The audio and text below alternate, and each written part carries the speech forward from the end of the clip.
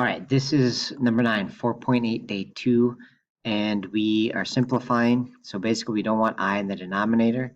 So you got a few different choices here, but the simplest one is going to be just to multiply the top and bottom by I. And the reason for that is our denominator will become 6I squared.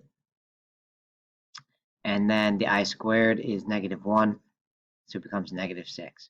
Right, so the point was to take it from a denominator with I in it to one that does not have I. Since we took the bottom times I, we're also going to take the top times I. So that would give us 2I plus 2I squared. And then again, I squared is -1. So I have 2I, and then this back part's going to be -2.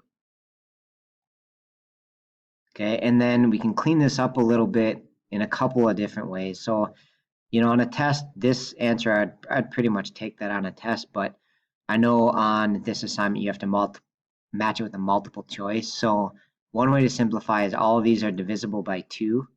So it becomes I minus 1 over -3. And then from there, oftentimes they don't put the negative in the denominator, so they're actually just going to move it up to the numerator. So it would be like -I plus 1 over 3. It would just reverse the signs of everything on top.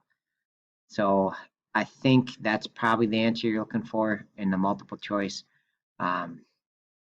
Yeah, but again, on a test, if you had this work and got to here, that'd be okay. All right, that's it. Thanks for watching.